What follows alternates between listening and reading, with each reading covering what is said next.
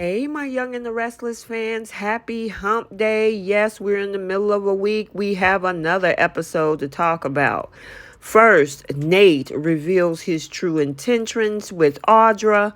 Phyllis contacts Summer anonymously, and Ashley shocks Diane and Jack with the fact that her and Tucker are now engaged.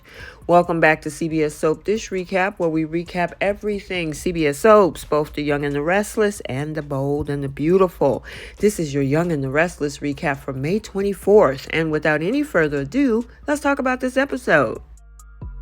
So let's start out over at Newman Enterprises, where we have Victoria and her mom, Nikki. And Nikki is asking, what is giving you that glow?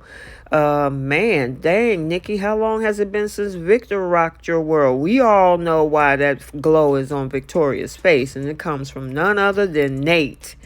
And then she goes into the conversation about the fact that, I had a little face treatment. That's why. Girl, quit playing. You know exactly what type of facial you got. And it was from your boy, Nate.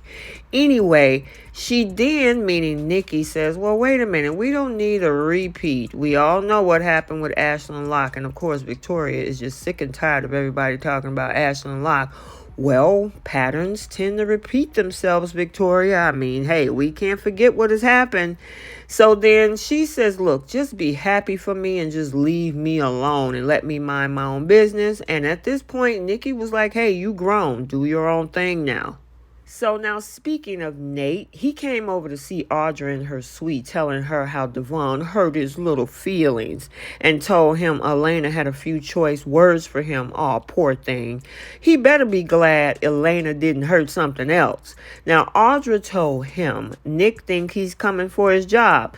Now, Nate somehow think that this stupid idea can work for the two of them, and I'm wondering if he's going to do something against Nick and make Victoria fire him.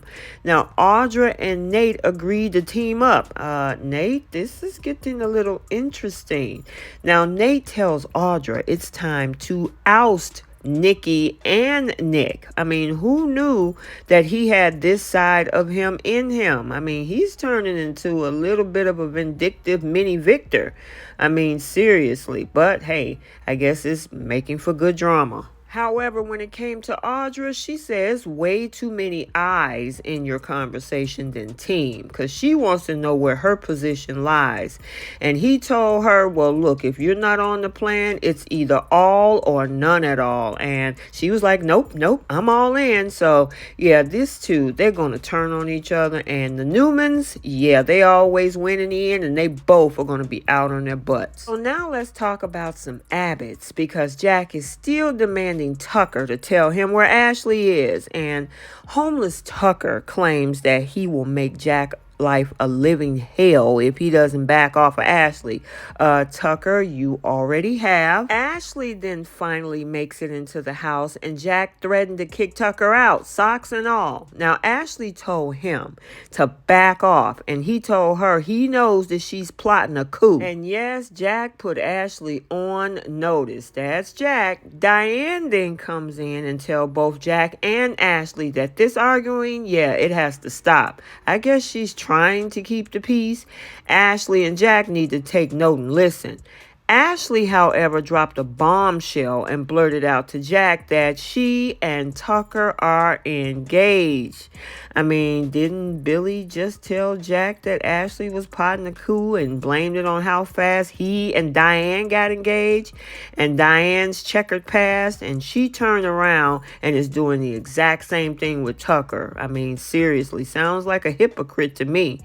Ashley said that she's seen the changes in Tucker and how loyal and honest that he is, and that she actually loves him. Boy, what a fool. Jack told her that Tucker is playing her. So now when Tucker and Ashley leave, Jack is shocked that Diane actually support part of what Ashley had to say. She was saying, hey, a lot of things Ashley says is true, and she don't know that Phyllis is alive. She sees me as an actual murderer. So you got to understand where she's coming from. And of course, Jack was floored by that, which made Jack love Diane even more. They are really trying to redeem this character because she took some accountability. So now let's follow Tucker and Ashley over to Chancellor Park, where we see Ashley is thanking Tucker for defending her to Jack.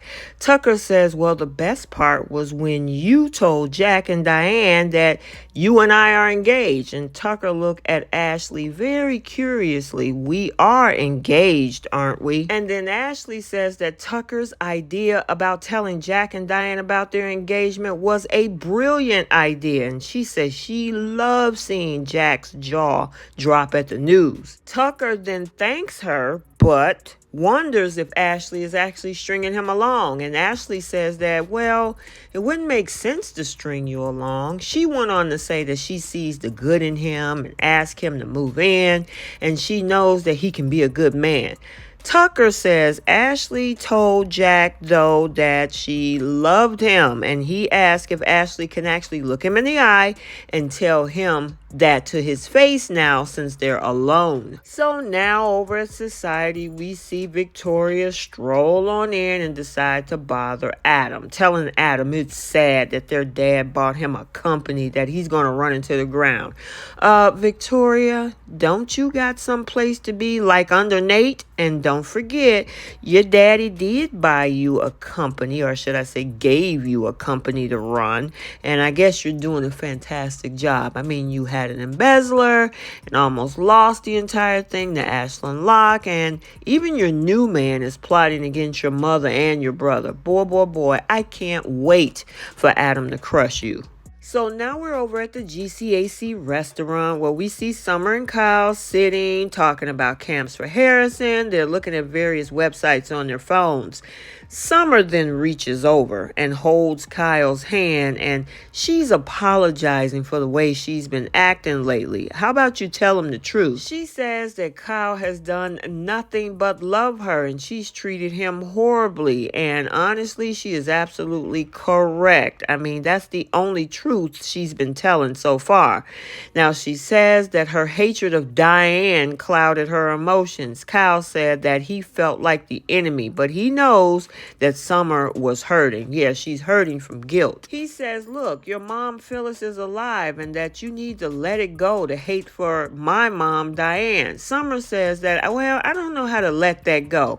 She doesn't even know where her mom is right now, and she's worrying that her mom will get arrested if she comes home. That's because she actually did something to get arrested for.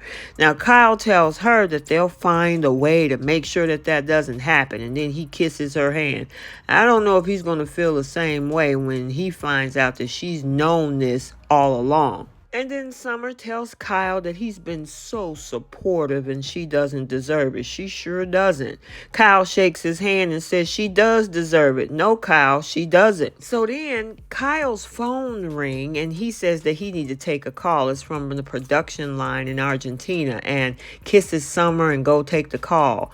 Daniel walks up to the table and tells Summer that they need to talk about Phyllis. Summer says that, I don't want to talk about that right now. Kyle then comes back and said that he ran into Lucy. Now, Summer says hi to Lucy, and of course she's shocked to see her. Lucy tells Summer that she is so sorry what that creep did to their mom. Lucy then goes on to tell Summer that it is so hard to believe that Phyllis faked her own death, and you can tell Summer is not happy about the fact that that was told to her. Daniel interrupts and says that he's surprised to see Lucy there, and he thought that she had a nail appointment to go to. Lucy said that, you know what, I just wanted to ask about Phyllis first. Daniel asked Kyle to just go ahead and show Lucy where the spot is. Lucy laughed laughs and says, look, there's signs everywhere. I can find it, okay? Kyle says that, you know what, let me spend a little time with Lucy so we can talk about Portugal. So he took her there. Lucy and Kyle head out to the spa, leaving Daniel and Summer to talk. Summer tells Daniel that she cannot believe that he told Lucy about Phyllis. Daniel was like, look, Summer, you got to learn to accept that I am not willing to lie about Phyllis being dead anymore, so get over it. Summer tells Daniel that she won't accept what he's done, that he's ruined everything. You don't have a choice but to accept it, Summer. Now, Daniel says that Diane will be free to live her life without Phyllis's murder hanging over her head. Summer says that's not fair. Okay, but her staying in prison is? Daniel asks, is it fair that they keep that secret and let Diane be on the hook for her murder? Summer says that she called Phyllis's number and left messages multiple times but hasn't heard back at all. She says that she's living in reality where everything is worse and that Daniel is living in delusion. Summer, you're the one in delusion and unaccountability. Your brother is trying to live in truth. So then Kyle comes back to the table after dropping Lucy off at the spa and Daniel leaves. Kyle asks Summer, when are you going to cut Daniel a break? Summer then tells Kyle that Daniel told everyone about Phyllis before he told her. Lies, lies, and more lies. And she feels like that she's the only one who wants to protect Phyllis. Summer gets up. She is frantic and talking about she had to leave. Kyle is so confused and tells Summer that she's shutting him out again. Summer phone rings. She said that she got to take that call. Kyle asks what could be possibly more important than their conversation right now. Summer then tells Kyle that, look, this call is work related. She tried to answer the call, but nobody responded. Kyle is tired of Summer's attitude at this point, and he says, look, I'm leaving. I'm going to the office. He leaves Summer alone in the restaurant. And then Summer get a text message. It's a text message from an unknown number telling her to meet at an as of yet undetermined location. And we all know who that is. And I'm telling you, her mom is dragging her right down that whole rabbit hole right along with her. And Daniel, yeah, he don't want no part of that. Okay, so there you have it, your Young and the Restless recap for Wednesday, May 24th, 2023. Stay tuned for the bold and the beautiful recap also for today. And until the next video, like, comment, and subscribe, and we will see you next time. Bye.